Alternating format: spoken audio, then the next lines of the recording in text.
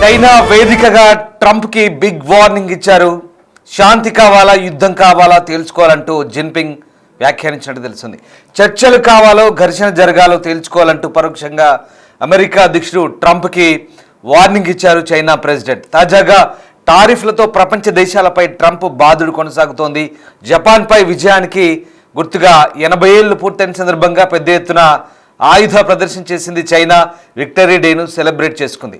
దీనికి Putin, Kim అలాగే 26 దేశాల నేతలు హాజరయ్యారు. జిన్పింగ్, పుతిన్, కిమ్ చర్చలపై సర్వత్రా ఉత్కంఠ కొనసాగింది. ఆ ముగ్గురు చర్చలపై ట్రంప్ ఆగ్రహం వ్యక్తం చేశారు. అమెరికాకు వ్యతిరేకంగా కుట్రలు పన్నుతున్నారంటూ ట్రంప్ ఆరోపించారు. ఇక ఈ నేపథ్యంలోనే ప్రస్తుతం ఈ అంశం అత్యంత ప్రాధాన్యత సంతరించుకుంది. ఇక రెండో ప్రపంచ యుద్ధంలో జపాన్పై విజయానికి 80 ఏళ్లు పూర్తయిన సందర్భంగా చైనా పెద్ద ఎత్తున ఆయుధ ప్రదర్శన చేసింది. విక్టరీ డే సెలబ్రేషన్ సందర్భంగా అధునాతన యుద్ధ విమానాలు క్షిపణులను ప్రదర్శించింది. ఈ పరేడ్కు 26 దేశాల నేతలు అతిథులుగా హాజరయ్యారు. చైనాలోని తియాన్మన్మెన్ స్క్వేర్ వేదికగా భారీ ప్రదర్శన జరిగింది. మీరు చూస్తున్న ఆ దృశ్యాలు చైనా తియాన్మన్మెన్ స్క్వేర్ వేదికగా చేసినటువంటి ఆ భారీ ప్రదర్శన దృశ్యాలు ఒకసారి మనం చూడొచ్చు. చైనాలో సైనిక ప్రదర్శన పాఠవాలు కొనసాగాయి. ఇది ఒక రకంగా అగ్రరాజ్యం అమెరికాకి హెచ్చరికలుగానే భావించాల్సిన పరిస్థితి కొనసాగింది. ఎన్నడూ లేని విధంగా అత్యంత అధునాతన ఆయుధాలను చైనా ఈసారి ప్రదర్శించినట్టుగా మనకు అర్థమవుతుంది. మొత్తం మీద ఈ వేదిక ద్వారా ఒక్కసారిగా చైనా అగ్రరాజ్యానికి సంకేతాలు పంపినట్టుగా అర్థమైంది. రెండో ప్రపంచ యుద్ధంలో జపాన్పై విజయం సాధించి 80 ఏళ్లు పూర్తయిన సందర్భంగా చైనా ఈ ఆయుధ ప్రదర్శన ఏర్పాటు చేసింది. క్రమంలో తొలిసారి అధునాతన యుద్ధ విమానాలు, క్షిపణులు, ఎలక్ట్రానిక్ యుద్ధ సామాగ్రిని ప్రదర్శించింది. అదిగో మీరు చూస్తున్న ఆ దృశ్యాలు చైనాలో ఆ దేశ ఆయుధ సంపత్తికి సంబంధించిన బల ప్రదర్శన. అది విక్టరీ డే సందర్భంగా చైనా గత 3 రోజులుగా అటు షాంఘై సదస్సు ముగిసిన తర్వాత భారీగా దీనికి ఏర్పాటు చేసింది. ఒక వేడుకల పండుగల ఈ సెలబ్రేషన్ చేసుకుంటున్నారు చైనా వ్యాప్తంగా కూడా. ఇక ఈ వేడుకకు దాదాపు 26 దేశాల నేతలు అతిథులుగా హాజరయ్యారు. రష్యా అధ్యక్షుడు వ్లాదిమిర్ పుతిన్, ఉత్తర కొరియా అధ్యక్షుడు కిమ్ జోంగ్ ఉన్, అలాగే Iran, Malaysia, Myanmar, Mongolia, Indonesia సహా మొత్తం 26 దేశాల అగ్రనేతలు దీనికి హాజరయ్యారు. ఇక పుతిన్, కిమ్ జోంగ్ ఉన్ ఇక్కడ ప్రధాన ఆకర్షణగా నిలిచారు. తియానన్మెన్ స్క్వేర్ దగ్గర జరుగుతున్న ఈ కార్యక్రమాన్ని వీక్షించేందుకు దాదాపు 50,000 మందికి పైగా ప్రజలు హాజరయ్యారు. ఈ క్రమంలో ప్రపంచానికి తన బలాన్ని చూపించేందుకు తొలిసారిగా హై ప్రొఫైల్ ఆయుధాలను చైనా ప్రదర్శించింది. 4వ తరం ప్రధాన యుద్ధ ట్యాంకర్ అంటే 4th జనరేషన్ యుద్ధ ట్యాంకర్ తొలి నమూనాను ఇక్కడ ఆవిష్కరించినట్టుగా స్థానిక మీడియా కథనాలు చెప్తున్నాయి. మొత్తం మీద చైనా బల ప్రదర్శన ఒక్కసారిగా అగ్రరాజ్యం అమెరికాకు ఇప్పుడు వణుకు పుట్టించేలా ఈ ప్రదర్శన జరిగినట్టుగానే మనకు అనిపిస్తోంది.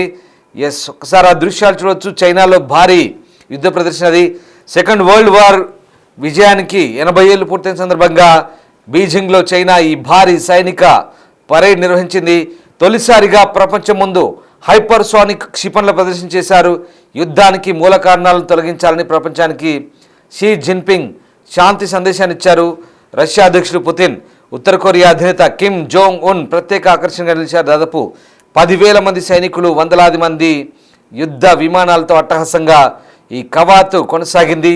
ఒక్కసారిగా ప్రపంచాన్ని నివ్వెరపరిచేలా చైనా తన సైనిక శక్తిని ప్రదర్శించిందనుకోవచ్చు. రెండో ప్రపంచ యుద్ధంలో సాధించిన విజయానికి 80 ఏళ్లు పుట్టిన సందర్భంగా బీజింగ్ తియానన్మెన్ స్క్వేర్లో అట్టహాసంగా ఈ పరేడ్ జరిగింది.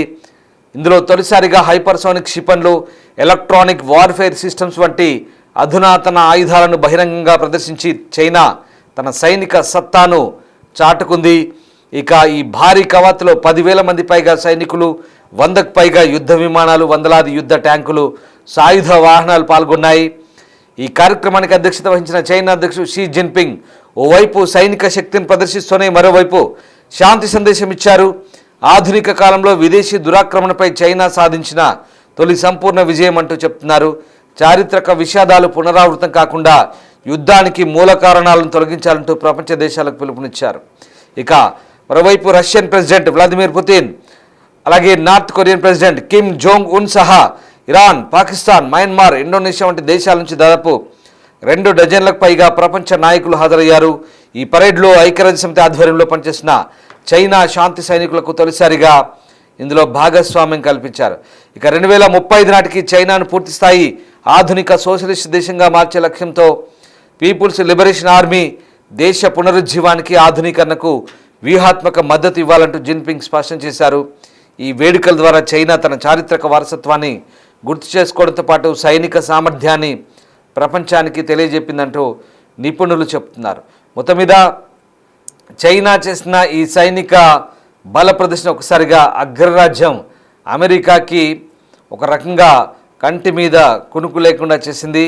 ఇక ఈ పరేడ్కు ప్రత్యేక ఆకర్షణగా ఇటు నార్త్ కొరియన్ అధ్యక్షుడు కూడా వచ్చారు.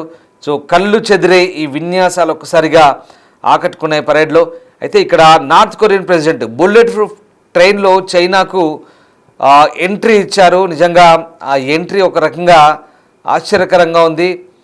ఈ ఎంట్రీకి సంబంధించి అంటే మొదటి నుంచి కూడా నార్త్ కొరియన్ అధ్యక్షుడు తన సొంత భద్రతని ఎవరిని నమ్మకుండా ఇక ఆ ఎంట్రీ ఇస్తాడు. సో ఆ రకంగానే ఇప్పుడు కూడా తాజాగా చైనాకు ఈ ట్రైన్లో ఆయన వచ్చాడు. చాలా బుల్లెట్ ప్రూఫ్ ట్రైన్, చాలా ప్రత్యేకంగా రూపుదిద్దుకున్న ఆ ట్రైన్లో ఆయన ప్రయాణించినట్టుగా తెలుస్తుంది. సో మొత్తం మీద అత్యంత శక్తివంతమైన క్షిపణులను ప్రదర్శన చేయడమే కాదు, ఇక్కడ బీజింగ్ వేదికగా ఆయన కొన్ని సందేశాత్మక వ్యాఖ్యలు కూడా చేశారు. ఇక జపాన్పై గతంలో చేసిన అణుబాంబుల కంటే 200 రెట్లు శక్తివంతమైన అణుక్షిపణులను ప్రదర్శించినట్లుగా అంతర్జాతీయ మీడియా కూడా చెప్తోంది. అలాగే DF-5C వంటి ఖండాంతర బాలిస్టిక్ క్షిపణులు చూపించింది. ఇక హైపర్సోనిక్ క్షిపణులు, లేజర్ ఆయుధాలు, అలాగే నీటి అడుగున వెళ్లే డ్రోన్లు కూడా అబ్బురపరిచాయి. పుతిన్, జిన్పింగ్, కిమ్ ముగ్గురు పక్కపక్కనే నిలబడి వీక్షించారు. ఈ ప్రదర్శనతో చైనాను ఆపలేమంటూ నేతలు వ్యాఖ్యానించినట్టుగా తెలుస్తుంది. తాజా అణుక్షిపణులే 20,000 కిలోమీటర్ల లక్ష్యాలను ఛేదించగలవంటూ ఒక సైనిక నిపుణులు చెప్తున్నట్టుగా అర్థమవుతుంది. మరోవైపు ఇక పుతిన్, జిన్పింగ్, కిమ్ అమెరికాపై కుట్ర పండుతున్నారంటూ అటు ట్రంప్ ఆరోపిస్తున్నారు. చైనా సైనిక కవాతు సందర్భంగా ట్రంప్ ఈ కామెంట్ చేశారు. రెండో ప్రపంచ యుద్ధంలో చైనా పక్షాన అమెరికా సైనికులు కూడా రక్తాన్ని చిందించారనే సందర్భంగా చైనా అధ్యక్షుడు గుర్తు చేసుకోవాలంటూ ట్రంప్ హితవు పలికారు. సో మొత్తం మీద ట్రంప్ను కూడా పరోక్షంగా చైనా అధ్యక్షుడు ఒక రకంగా శాంతి కావాలో యుద్ధం కావాలో తేల్చుకోవాలంటూ ఇండైరెక్ట్గా కామెంట్ చేసినట్టుగా మనకు అర్థమవుతుంది. మొత్తం మీద టారిఫ్లతో ప్రపంచ దేశాలను తన గుప్పిట్లోకి తెచ్చుకోవాలని ఒంటెద్దు పోకడలకు వెళ్తున్న ట్రంప్కు నిజంగా ఇప్పుడు ఈ వ్యవహారాలన్నీ కూడా ఒక రకంగా నైట్ మేర్ లాగానే మిగిలే అవకాశం ఉంది. ఎందుకంటే మొన్న మోదీ, పుతిన్, జిన్పింగ్, ఇవాళ కిమ్ జాంగ్ ఉన్, అలాగే పుతిన్, జిన్పింగ్ ఈ ముగ్గురు కూడా ఒక రకంగా ఆసియా నుంచి అమెరికాకి సంకేతాలు పంపుతున్నట్టుగా ఉంది. అన్ని దేశాలపై నువ్వు పెత్తనం చేస్తే నీ పప్పులు ఉడకవంటూ ఖచ్చితంగా చైనా వేదికగా గత 2-3 రోజులుగా జరుగుతున్నటువంటి పరిణామాలన్నీ కూడా గత 4 రోజులుగా 2-3 రోజులు కూడా కాదు, షాంఘై సమావేశం మొదల నుంచి ఇప్పటి వరకు కూడా జరుగుతున్న పరిణామాలన్నీ కూడా ఒక రకంగా ట్రంప్కు వణుకు పుట్టేలా ఉంది. ముఖ్యంగా అమెరికా పాలకులకి ఇది మింగుడు పడని వ్యవహారం. సో మొత్తం మీద ట్రంప్కు పరోక్ష హెచ్చరికలు జారీ చేసినట్టయింది చైనాలోని విక్టరీ డే వేడుకలు.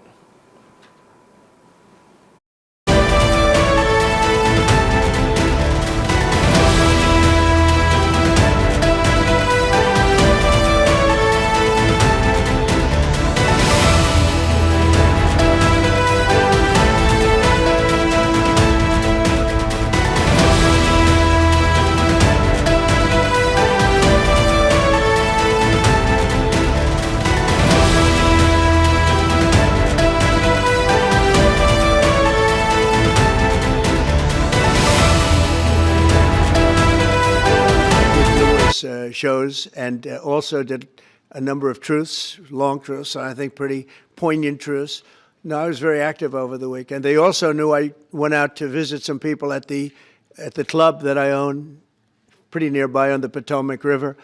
And no, I've been very active actually over the weekend. I didn't hear that one. That's pretty serious stuff. Well, it's fake news. You know, it's just it's so fake. That's why the media has so little credibility. I knew they were saying, like, is he okay? How's he feeling? What's wrong? I said, I just left. And it's also sort of a longer weekend, you know, it's Labor Day weekend. So I would say a lot of people know I was very active this Labor Day. I had heard that, but I didn't hear it to that extent. Go ahead, Peter.